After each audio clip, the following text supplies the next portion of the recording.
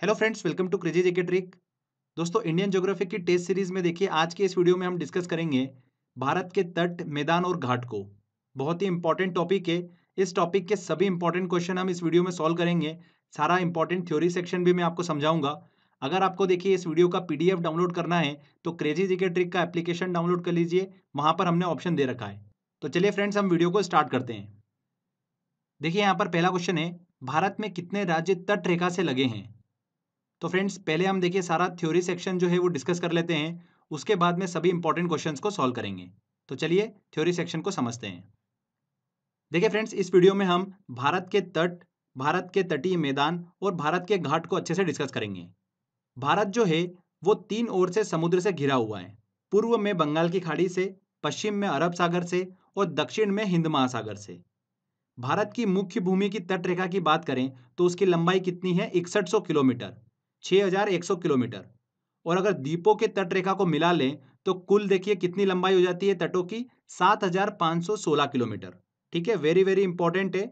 अगर बात करें कि भारत के कितने ऐसे राज्य हैं जो समुद्री तट से लगे हुए हैं, तो ध्यान रखिएगा 9 ऐसे राज्य हैं। 9 राज्यों की सीमा जो है वो समुद्री तट से लगी हुई है। कौन कौन से?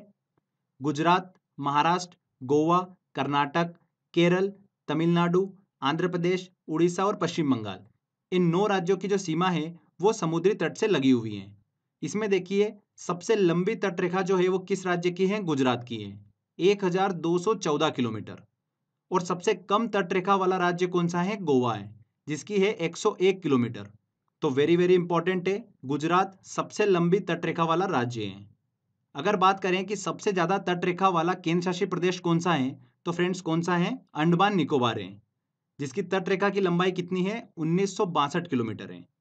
तो ये देखिए तट रेखा से रिलेटेड कुछ इंपॉर्टेंट पॉइंट हमने डिस्कस करे हैं। आगे अब बात करते हैं भारत के तट की। भारत का ये वाला जो भाग है ये कहलाता है पूर्वी तट, और ये वाला जो आपको भाग दिख रहा है ये क्या कहलाता है? पश्चिमी तट कहलाता है। पूर्वी तट पर स्थित पर्वत श्रृंखला जो है उसे देखिए पूर्वी घाट, और पश्चिमी तट पर स्थित पर्वत श्रृंखला जो है उसे क्या कहा जाता है? पश्चिमी घाट कहा जाता है। क्लियर हुआ? पश्चिमी घाट किसे कहा जा रहा है? जो पश्चिमी तट पर स्थित पर्वत श्रृंखला है। क्लियर हुआ? पश्चिमी घाट को देखिए सह्याद्री पर्वत के नाम से जाना जाता है, और पूर्वी घाट को देखिए महेंद्रगिरी पर्वत के नाम से जाना जाता है। पश्चिमी घाट को सह्याद्री पर्वत और पूर्वी घाट को महेंद्रगिरी पर्वत के नाम से जाना जाता है। एक इंपॉर्टेंट चीज ध्यान रखिएगा कि ये जो घाट है ये एक्चुअल में देखिए पठारों की ढलान ही है। ठीक है, तो ये एक इंपॉर्टेंट चीज है, आप इसको ध्यान रखिएगा। आगे देखिए, इन पूर्वी घाट और पश्चिमी घाट से तट रेखा तक फैला 10 से 30 किलोमीटर तक का संकीर्ण मैदानी जो क्षेत्र है ये क्या कहलाता है? पूर्वी तटीय मैदान और पश्चिमी तटीय मैदान कहलाता है। क्लियर हुआ आपको? घाट किसे बोला जा रहा है, मैदान किसे बोला जा रहा है और तट किसे बोला जा रहा है? ठीक है, ये देखिए डाउट आपका क्लियर होना बहुत जरूरी है, जो कि हमने अच्छे से समझ लिया है। पश्चिमी तट की बात करते हैं फ्रेंड्स, तो इसे बेसिकली 4 भागों में बांटा गया है। गुजरात से लेकर दमन तक का जो भाग है इसे देखिए काठियावाड़ तट के नाम से जाना जाता है। किस नाम से? काठियावाड़ तट के नाम से। दमन से लेके गोवा तक का जो भाग है ये क्या कहलाता है? कोंकण तट के नाम से कहलाता है। और ये जो मैदान है ये कोंकण तटीय मैदान कहलाता है। गोवा से लेकर कर्नाटक तक का जो भाग है ये केंद्रा तट कहलाता है। कर्नाटक से लेकर केरल तक का जो भाग है ये क्या कहलाता है फ्रेंड्स? मालाबार तट के नाम से जाना जाता है। तो आपको क्लियर हुआ, काठियावाड़ तट, कोंकण तट, केंद्रा तट और मालाबार तट, ये जो है ये पश्चिमी तट के ही नाम है। क्लियर हुआ आपको? पूर्वी तट की बात करें तो देखिए तमिलनाडु के कन्याकुमारी से लेकर आंध्र प्रदेश तक का जो तट है इसे क्या कहा जाता है? कोरोमंडल का तट कहा जाता है। वेरी वेरी इंपॉर्टेंट है, बहुत बार एग्जाम में क्वेश्चन देखिए यहाँ से पूछा जाता है, ध्यान रखिएगा इस चीज को। साथ ही एक इंपॉर्टेंट चीज ध्यान रखिएगा, कन्याकुमारी को ही केप कोमोरिन के नाम से जाना जाता है। तो अक्सर एग्जाम में देखिए आपको कंफ्यूज करने के लिए ये नाम दे देते हैं, तो ध्यान रखिएगा कन्याकुमारी को ही केप कोमोरिन के नाम से जाना जाता है। आगे देखिए, आंध्र प्रदेश से लेकर पश्चिम बंगाल तक का जो भाग है ये क्या कहलाता है? डेल्टा क्षेत्र कहलाता है। और इस क्षेत्र में फैले मैदान को किस नाम से जाना जाता है? उत्तरी सरकार के नाम से जाना जाता है। ये चीज भी आप ध्यान रखिएगा। जिस स्थान पर पूर्वी घाट और पश्चिमी घाट मिलते हैं उसे संयुक्त रूप से नीलगिरी पहाड़ी के नाम से जाना जाता है। ध्यान रखिएगा, नीलगिरी पहाड़ियों के नाम से किसे जाना जाता है? जहां पर पूर्वी घाट और पश्चिमी घाट मिलते हैं। और फ्रेंड्स, नीलगिरी पहाड़ियों की सर्वोच्च चोटी जो है वो कौन सी है? डोडा बेट्टा है। डोडा बेट्टा जो है वो नीलगिरी पहाड़ियों की सर्वोच्च चोटी है। नीलगिरी पहाड़ियों को पहाड़ियों की रानी के नाम से भी जाना जाता है। इसी पहाड़ी में प्रसिद्ध स्थान जो है देखिए टूरिस्ट प्लेस ऊटी जो है वो यहाँ पर ही स्थित है। क्लियर हुआ? नीलगिरी पहाड़ियाँ जो है जहाँ पर पूर्वी घाट और पश्चिमी घाट मिलते हैं, वो पहाड़ियाँ जो है वो क्या कहलाती हैं? नीलगिरी पहाड़ियाँ कहलाती हैं। इस चीज़ को देखिए हम जब पर्वत वाला वीडियो डिस्कस करेंगे तो उसमें अच्छे से और डिस्कस कर लेंगे। आगे देखिए पूर्वी तटीय मैदान की नदियाँ जो है बेसिकली डेल्टा का निर्माण करती है। ये हमने देखिए नदी वाले लेक्चर में डिस्कस करा था। और पश्चिमी तटीय मैदान की नदियाँ जो है वो ज्वार नद मुख मतलब एस्चुरी का निर्माण करती हैं। तो डेल्टा क्या होता है और एस्चुरी क्या होता है ये हम देखिए नदी वाले वीडियो में अच्छे से डिस्कस कर चुके हैं। अगर आपने देखिए भारत की नदियों वाला वीडियो नहीं देखा है तो वीडियो देख लीजिए, वेरी वेरी इंपॉर्टेंट वीडियो है वो। वहाँ से देखिए एक दो क्वेश्चन जो है एग्जाम में अक्सर पूछे जाते हैं और उसी वीडियो में मैंने डेल्टा क्या होता है और ज्वार नदमुख मतलब एस्चुरी क्या होता है वो अच्छे से समझा रखा है। आगे देखिए एक इंपॉर्टेंट चीज, उड़ीसा के आसपास का जो तटीय मैदान है और महानदी का डेल्टा क्षेत्र जो है उसे फ्रेंड्स उत्कल मैदान के नाम से जाना जाता है। किस नाम से जाना जाता है? उत्कल मैदान के नाम से जाना जाता है। अब देखिए फ्रेंड्स, पूर्वी तटीय मैदान का विस्तार जो है वो पश्चिमी तटीय मैदान की अपेक्षा अधिक है, जो कि कृषि दृष्टिकोण से बहुत ही ज्यादा उपयुक्त है। इसीलिए पूर्वी तटीय मैदान में पश्चिमी तटीय मैदान की अपेक्षा अधिक जनसंख्या जो है वो देखने को मिलती है। क्लियर हुआ? तो फ्रेंड्स देखिए ये कुछ इंपॉर्टेंट पॉइंट्स हमने डिस्कस कर रहे हैं भारत के तट और भारत के तटीय मैदान से रिलेटेड। तो आई होप आपको समझ में आया होगा। चलिए अब क्वेश्चन की तरफ चलते हैं और सारे इंपॉर्टेंट क्वेश्चंस को हम सॉल्व करते हैं।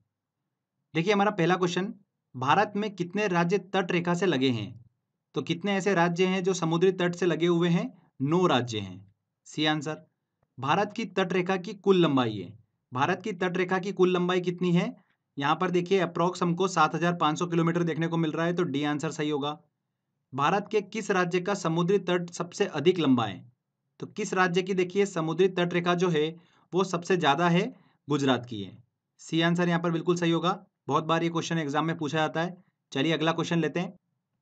निम्नलिखित में से किस तट से भारत का औसत समुद्र तल जो है वो नापा जाता है? तो देखिए इसको हम पहले समझ लेते हैं, फिर ये क्वेश्चन को सॉल्व करेंगे। देखिए फ्रेंड्स, दुनिया में ऊंचाई नापने के लिए वैज्ञानिकों को एक ऐसे पॉइंट की जरूरत थी जो एक समान रहे, मतलब उसमें चेंजेस हमको देखने को ना मिले। तो वैज्ञानिकों ने देखा कि समुद्र से अच्छा इसका कोई दूसरा विकल्प है ही नहीं। इसका कारण यह है कि समुद्र का पानी एक समान रहता है और पृथ्वी पर 71% भाग पर समुद्र ही है। तो दुनिया में ऊंचाई नापने के लिए समुद्र की सतह की औसत ऊंचाई को बेस माना गया। क्लियर हुआ आपको? अब देखिए गुरुत्वाकर्षण बल के कारण समुद्र तल की पृथ्वी के केंद्र से दूरी जो है वो बराबर नहीं होती है।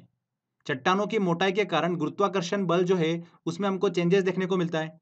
इसी कारण से समुद्र तल की पृथ्वी के केंद्र से दूरी जो है वो बराबर नहीं होती है। इसीलिए हर एक देश ने अपने सर्वेक्षण के अनुसार किसी एक जगह के समुद्री तल को बेस मान लिया है।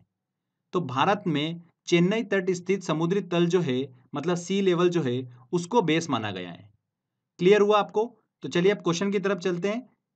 यहाँ पर पूछा जा रहा है कि किस तट से भारत का औसत समुद्री तल जो है वो नापा जाता है? तो किस तट से? चेन्नई तट से। यहाँ पर बी आंसर जो होगा वो सही होगा। सर्वाधिक तटीय अपरदन होता है। अपरदन क्या होता है? इरोजन जो प्रक्रिया होती है वो क्या होती है? एक प्राकृतिक प्रक्रिया होती है जिसमें चट्टानों का विखंडन होता है और विखंडन से निकले ढीले पदार्थ जो है वो एक स्थान से दूसरे स्थान पर चले जाते हैं। इसमें वायु, जल और सागरीय लहरें जो है वो प्रमुख योगदान देती है अपरदन में, ठीक है, इरोजन में। जिसमें अगर समुद्री तटीय अपरदन की बात करें तो सबसे ज्यादा जो है अपरदन देखने को मिलता है वो सागरीय लहरों के कारण देखने को मिलता है। तो यहाँ पर देखिए लहरों से सर्वाधिक तटीय अपरदन जो है वो देखने को मिलता है। ये आंसर यहाँ पर बिल्कुल सही होगा। तमिलनाडु व आंध्र प्रदेश के तट का नाम है। तो फ्रेंड्स मैंने आपसे डिस्कस करा था तमिलनाडु से लेकर आंध्र प्रदेश का जो तट होता है ये क्या कहलाता है? कोरोमंडल का तट कहलाता है। यहाँ पर ए आंसर सही होगा। चलिए अगला क्वेश्चन लेते हैं। निम्नलिखित में से किस भारतीय राज्य की समुद्र तटीय सीमा सबसे छोटी है? सबसे छोटी समुद्र तटीय सीमा किसकी है? गोवा की है, 101 किलोमीटर की। और सबसे ज्यादा समुद्र तटीय सीमा किसकी है? गुजरात की है।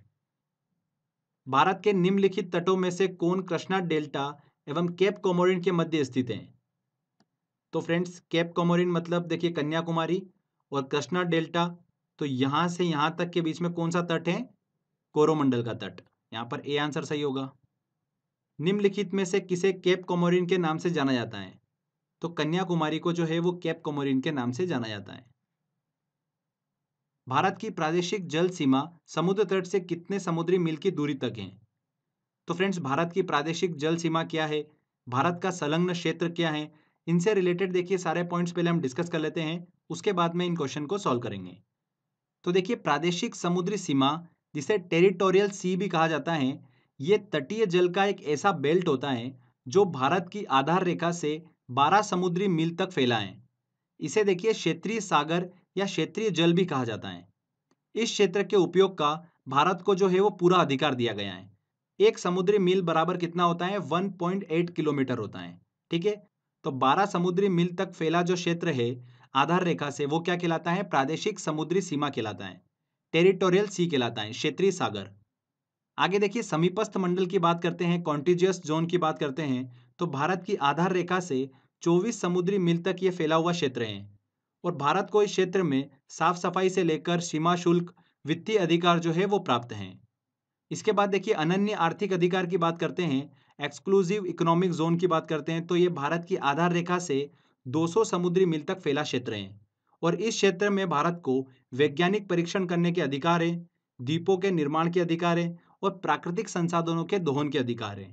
तो क्लियर हुआ आपको, प्रादेशिक समुद्री सीमा जो है वो 12 समुद्री मील तक है, समीपस्थ मंडल मतलब कॉन्टिजियस जोन जो है वो 24 समुद्री मील तक है और अनन्य आर्थिक अधिकार जो है वो 200 समुद्री मील तक है। तो ये इंपॉर्टेंट पॉइंट है, इन चीज़ों को ध्यान रखिएगा।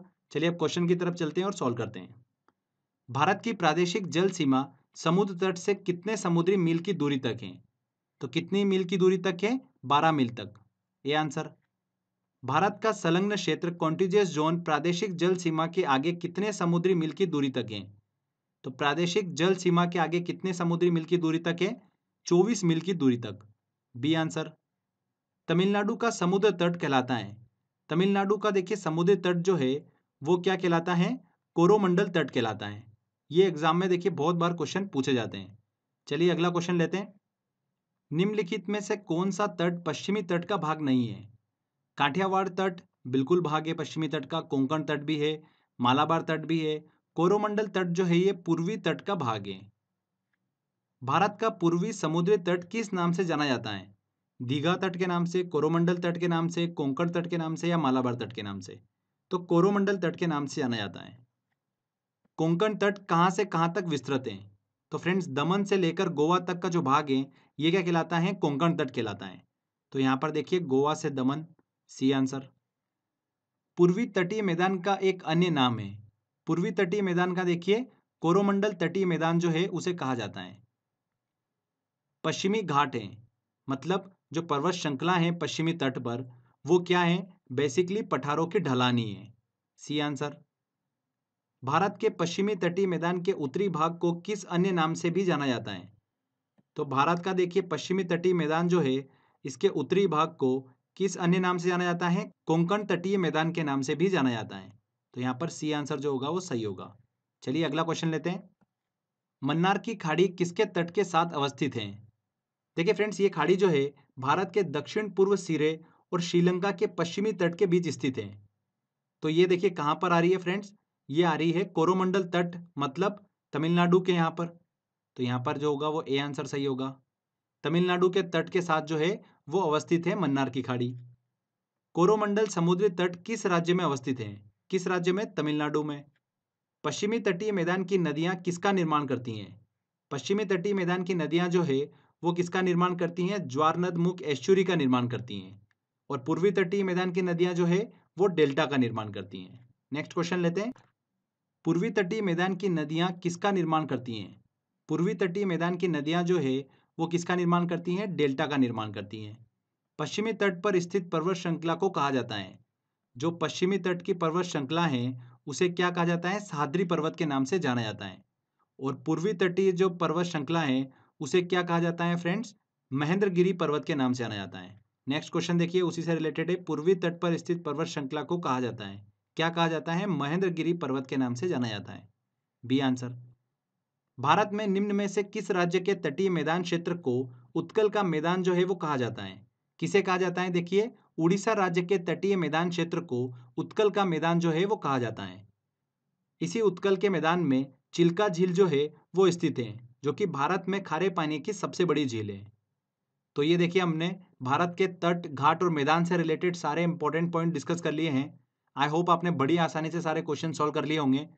तो फ्रेंड्स, अगर आपको ये वीडियो अच्छा लगा है तो प्लीज़ वीडियो को लाइक करिए, शेयर करिए और कमेंट करके ज़रूर बताइएगा कि वीडियो कैसा लगा। अगर आपने अभी तक चैनल को सब्सक्राइब नहीं करा है तो सब्सक्राइब भी कर लीजिए, क्योंकि इस तरीके के वीडियो जब भी मैं अपलोड करूँगा आपको उसका बेनिफिट मिलता रहेगा। तो फ्रेंड्स, मिलते हैं अगले वीडियो में। जय हिंद, जय भारत।